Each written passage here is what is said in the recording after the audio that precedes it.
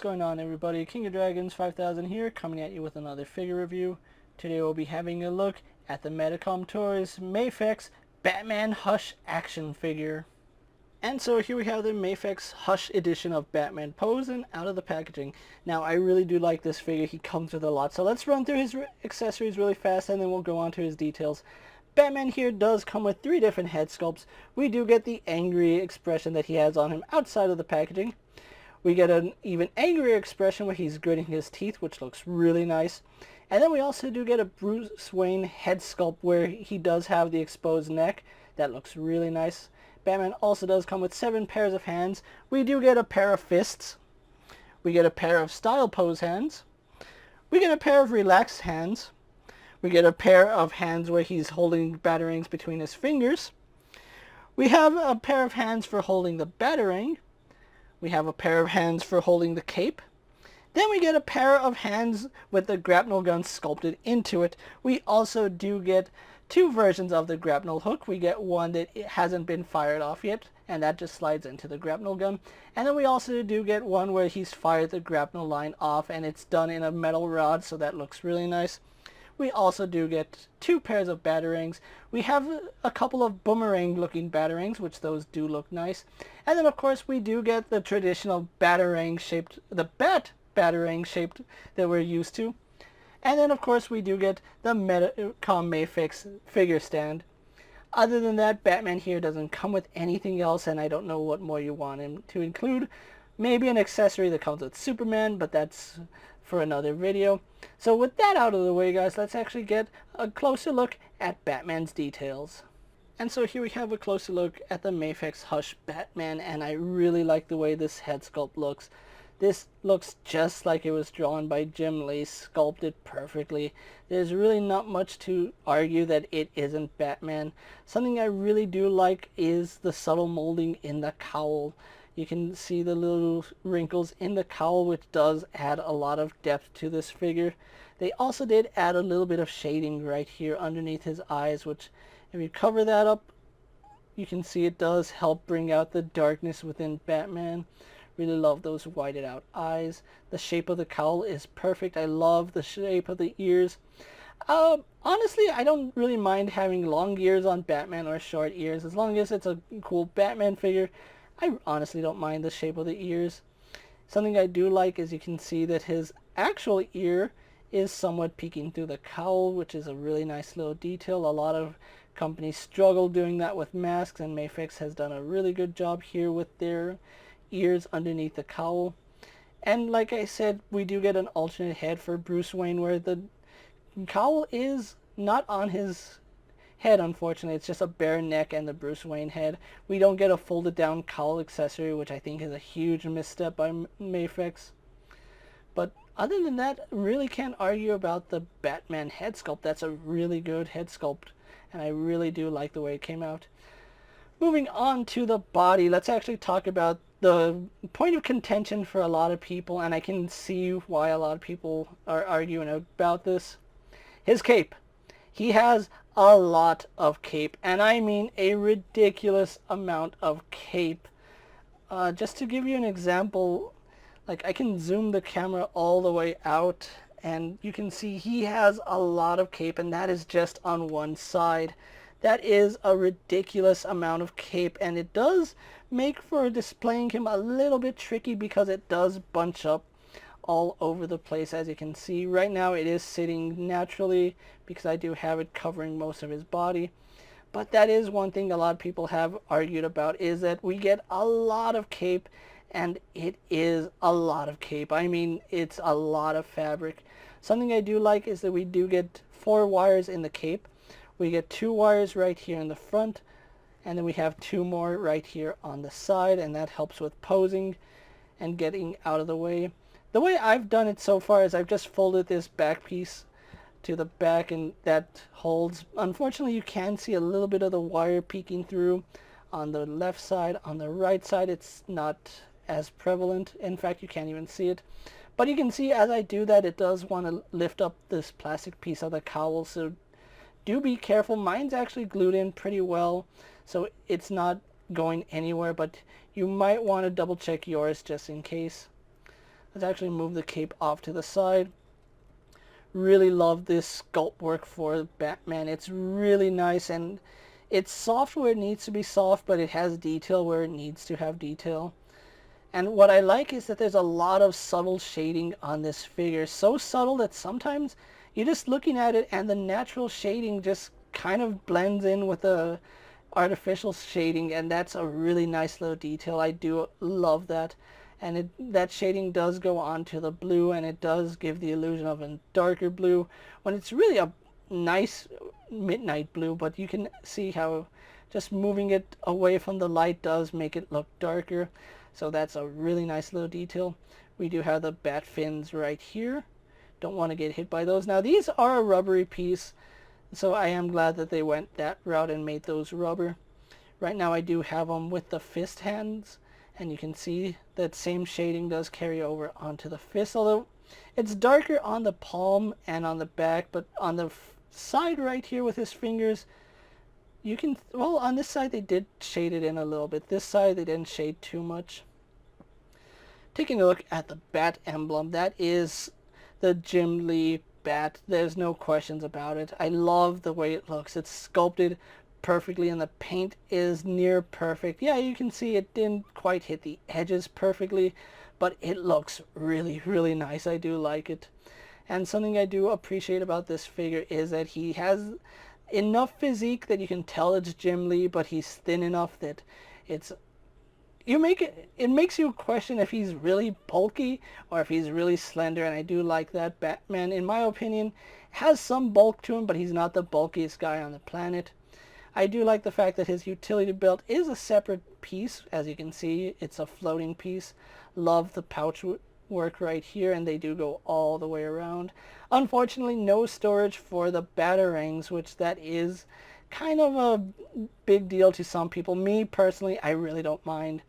And because this is the Hush version of Batman, he still has the underoos outside of his tights. You can see the musculature in his legs look really nice. Do appreciate that. Then we have his boots, which again carries that really nice shading that if you hide it, it looks like a really nice dark blue, but in the lights it just is a really luscious blue, and it's just done well. I love what Mafex has done here. So just a really nice overall piece. And what I do like is that he has treads underneath his feet. You can see that there's actual detail right here on his treads. So Mafex went all out with this release, so I do appreciate that little detail. So with that out of the way, guys, let's actually get Batman compared to other figures you may have in your collection. Here we have Batman posed next to a Marvel Legends, Cyclops, and a DC Multiverse Superman. Here we have Batman posed next to a WWE Elite Scale figure and a Mezco 1/12 Collective Popeye the Sailor Man. Here we have Batman posed next to a Lightning Collection White Ranger and a Star Wars Black Series Mandalorian. And finally, here we do have the Mafex Hush Batman posed next to the Mafex Spider-Man and a Mezco PX exclusive Batman.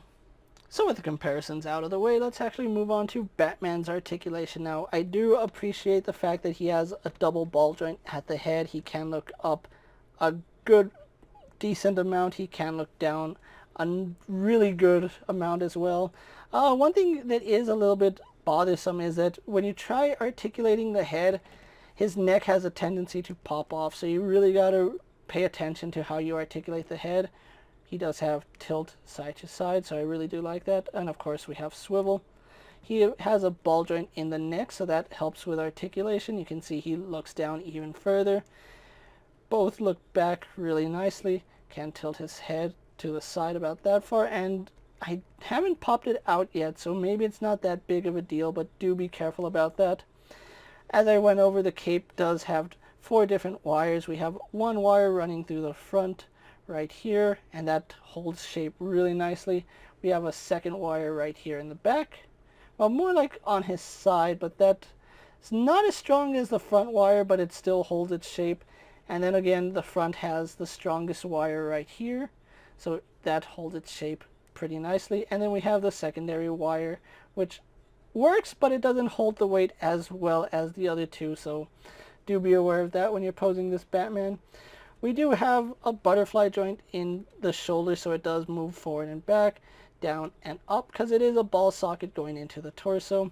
It of course does go all the way around, goes up all the way horizontal, no issues there, and you can move it up a little bit because it is on a ball joint, so you can pivot that up and down on the ball joint. We do have a swivel right here at the bicep, double bend at the elbow, works no problem. We have a swivel hinge combination here at the wrist, so we do get in and out hinge. We can rotate that for up and down hinge, and then of course it rotates on that peg. I believe it's a double ball joint right here in his torso, because he does lean back quite a bit, and then he can lean forward. In conjunction with both those joints, you can see how far forward Batman leans, and I really do like that. That does help with posing. Moving that off, you can see it rotates right here at the mid-torso joint, goes all the way around. We get some slight pivot. Most of the pivoting is going to be done at the lower torso. As you can see, it moves side to side, no problem. Swivels, goes back and forward. Really love that. Legs are on drop-down ball hinges, so they do drop down. They go out only to about there. Let's see. Yeah, we don't get full-on splits with Batman, which is a little bit unfortunate. I would have liked to see full splits with Batman, but his legs do go forward to about there. They do kick back only to about there. We do have a thigh swivel up high, double bend at the knee going up to about there. We do have a swivel at the, not the boot, but the ankle. We have a hinge that goes up and down, and you can rotate that ball joint to have a true rocker ankle, so I do like that. We do have forward facing pin for a rocker ankle if you don't want to move that hinge, and then we of course do have a toe joint for Batman. So overall, this is phenomenal articulation, and it is, might I say, better than anything we've gotten to this point. I think it's even better than the Mezco Batman, but that's honestly just my opinion. And the cape just does a wonderful job of posing itself. So with that out of the way, guys, let's actually get Batman posed for my final thoughts, and then we'll wrap up this review. And so here we have the Mafex Hush Batman posed for my final thoughts, and overall, this is a gorgeous looking piece. Now, I do agree that Batman is a little bit on the slimmer side. However, that's pretty much how Jim Lee drew Batman in the Hush storyline, so you really can't fault the figure for looking a little bit thin, especially when that's how he looks in the source material. Now, one thing I think a lot of collectors will be a little turned off about is his cape. The cape is insane, and I mean that in a good and bad way. We get a lot of cape with this figure. Like, there's just so much cape that it's really crazy on the things you can do. But once you get the cape in a really nice pose, such as this one, it looks stunning, and I can't wait to show off more pictures of how it looks fully posed. Hopefully you guys stick around for that.